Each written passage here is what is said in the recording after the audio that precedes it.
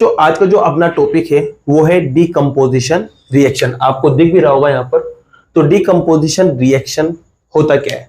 तो decomposition reaction की definition रटने की बिल्कुल जरूरत नहीं है, बस आपको याद रखना है कि डीकंपोज का मतलब क्या होता है, क्योंकि डीकंपोजिशन डीकंपोज से बना है और डीकंपोज का मतलब होता है टूटना, ब्रेक्स होना, किसी भी चीजों का टूटना, वो क्या कहलाता है? डीकंपोज कहलाता है। तो यहाँ पर भी चीज टूटेगी और नई चीज बनेगी।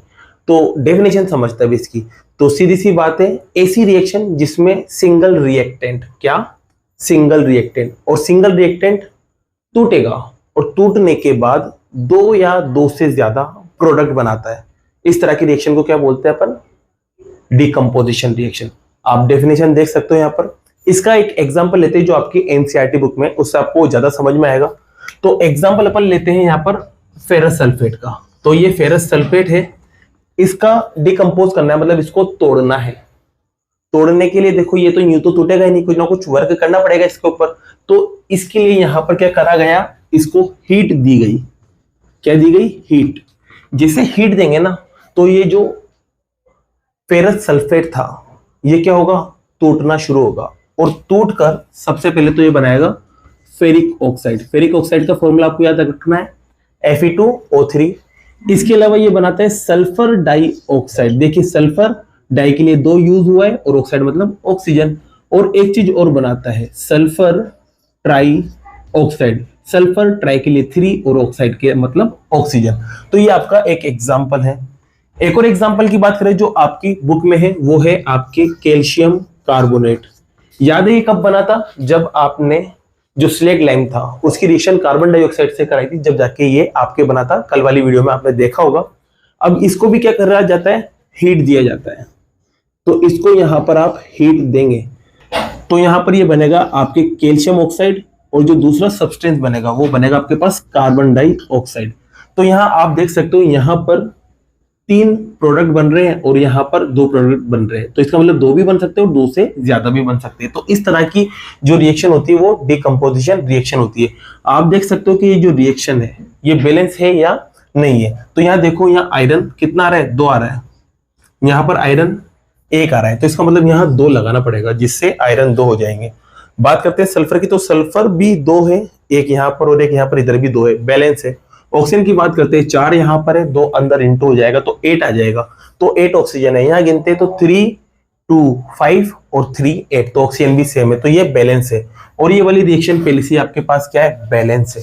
तो डीकंपोजिशन रिएक्शन के लिए आपको क्या जरूरत पड़ती है? हीट की जरूरत पड़ती है, मतलब कोई ना कोई सी एनर्जी की जरूरत पड़ती है। तो एक बात और आपको बताने वाला हूं मैं, यहाँ पर जब भी डीकंपोजिशन रिएक्शन होती है तो जरूरी नहीं है यहाँ पर हीट की जरूरत हो, हीट की मदद से ही अपन उसको तोड़े। आपको किसी भी रिएक्टेंट को 2 या 2 से ज्यादा प्रोडक्ट में तोड़ना हो तो हीट की ही जरूरत नहीं है, और भी चीजें हैं जिनकी मदद से ये टूट सकता है। और इसी के बिहाफ पर जो आपके डीकंपोजिशन रिएक्शन है वो 3 तरह की हो जाती है। पहली जो डीकंपोजिशन रिएक्शन है वो आपके पास होगी थर्मल डीकंपोजिशन। क्या होगी भाई? Thermal decomposition.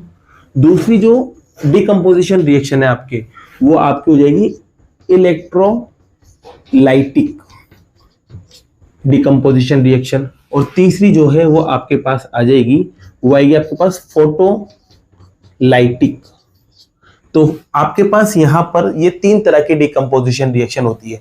अब देखिए समझिए, यहां पर जो थर्मल डिकम्पोजिशन है उसका एग्जांपल समझते हैं। तो सीधी सी बात है, जब भी एक रिएक्टेंट 2 या 2 से ज्यादा प्रोडक्ट में टूटता है, तो अगर हीट की मदद से वो टूट रहा है तो इस तरह की जो रिएक्शन होती है वो थर्मल डीकंपोजिशन होती है। और इसका अगर एग्जांपल की बात करें तो ये दोनों एग्जांपल जो है वो थर्मल डीकंपोजिशन में आते हैं।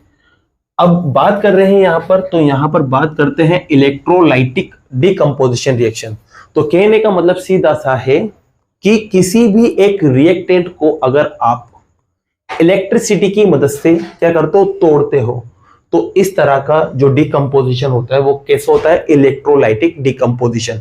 इसका एग्जांपल मैं आपको बता देता हूं।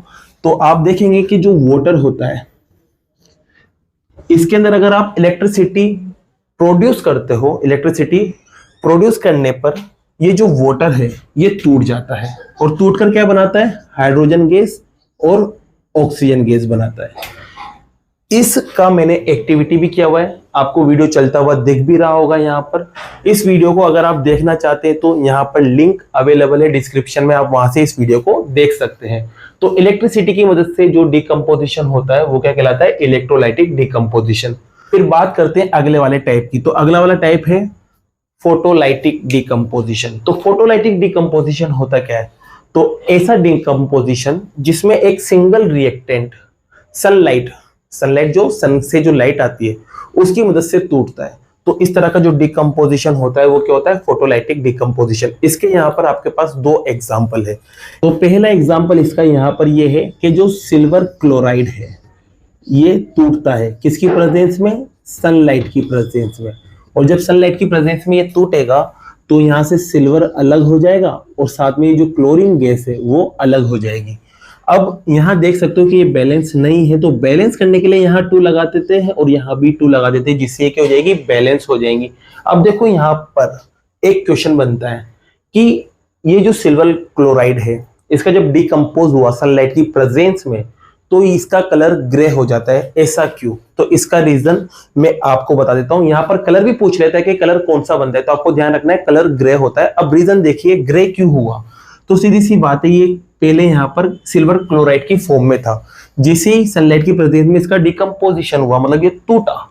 जिसे टूटा तो यहाँ से ये जो क्लोरीन गैस इसके साथ जुड़ी हुई थी वो अलग निकल गई और ये जो सिल्वर है वो अलग रह गया। अब गैस है ये तो उड़ जाएगी, बचा क्या रह जाएगा, सिल्वर बचा रह जाएगा। और सिल्वर का कलर आपको पता है कैसा होता है, ग्रे। तो इस वजह से इसका कलर क्या होता है, ग्रे होता है। दूसरा एग्जांपल सेम इसी की तरह बिहेव करता है, वो है आपके पास सिल्वर ब्रोमाइड का। तो ये सिल्वर ब्रोमाइड है, ये भी सेम टू सेम किसकी प्रेजेंस में, सनलाइट की प्रेजेंस में। टूटने पर क्या बनाता है, टूटने पर ये बनाएगा सिल्वर और प्लस में ब्रोमाइड। ठीक है, अब ये भी गैस है तो यहाँ पे भी 2 लगा देंगे अपन। बैलेंस करने के लिए यहाँ 2 लगाएंगे और यहाँ भी 2 लगाएंगे। अब देखिए यहाँ पर इसके लिए एक बहुत इंपॉर्टेंट क्वेश्चन बनता है। अब वो क्वेश्चन क्या है, तो क्वेश्चन ये है कि ब्लैक एंड व्हाइट फोटोग्राफी जो की जाती थी उसमें कौन सी रिएक्शन यूज होती थी, तो उसमें ये वाली रिएक्शन यूज होती है। और ये भी पूछा जाता है कि कौन सा सब्सटेंस यूज होता है, तो सब्सटेंस आपके पास है सिल्वर ब्रोमाइड। ध्यान रखना ब्लैक एंड व्हाइट फोटोग्राफी में कौन सा सब्सटेंस यूज होता है, सिल्वर ब्रोमाइड यूज होता है। तो ये आपके 3 तरह की डिकम्पोजिशन रिएक्शन थी। अब यहां पर एक चीज और आप देख रहे होंगे कि डिकम्पोजिशन रिएक्शन में हीट की या किसी ना किसी तरह से एनर्जी की जरूरत पड़ रही थी। अब देखिए यहाँ पर एनर्जी की जरूरत पड़ रही है, तो एनर्जी की जरूरत पड़ रही है ना, तो इसके बिहाफ पर यहाँ पर एक और रिएक्शन का जन्म हुआ और वो रिएक्शन है आपके पास एंडोथर्मिक रिएक्शन। कौन सी, एंडोथर्मिक रिएक्शन। अब ये एंडोथर्मिक रिएक्शन होती क्या है इसको भी समझ लेते हैं। तो सीधी सी बात है, ऐसी रिएक्शन जिसमें एनर्जी या हीट एब्जॉर्ब की जाती है, ऐसी रिएक्शन जिसमें एनर्जी या हीट क्या की जाती हो, एब्जॉर्ब की जाती हो, तो उस तरह की जो रिएक्शन होती है उसको अपन बोलते हैं एंडोथर्मिक। अब इसके एग्जांपल की बात करें तो इसमें आप ये भी एग्जांपल लिख सकते हो, आप ये भी एग्जांपल लिख सकते हो, आप ये भी एग्जांपल लिख सकते हो, या फिर ये लिख सकते हो, या फिर ये लिख सकते हो। सभी में देख सकते हो आप हीट एब्जॉर्ब की जा रही है, यहाँ पर हीट के लिए सनलाइट प्रेजेंस की जा रही है, या इलेक्ट्रिसिटी को लिया जा रहा है, यहाँ पर हीट को लिया जा रहा है। तो सब जगह हीट को या एनर्जी को, कोई ना कोई एनर्जी को लिया जा रहा है। तो इस तरह की रिएक्शन आपकी क्या होती है, एंडोथर्मिक रिएक्शन होती है। अब बाकी की जो नेक्स्ट रिएक्शन है उसे अपन अगली वीडियो में करते हैं। अगर वीडियो पसंद आई है तो वीडियो को लाइक कीजिए और चैनल को सब्सक्राइब कीजिए। Thank you so much.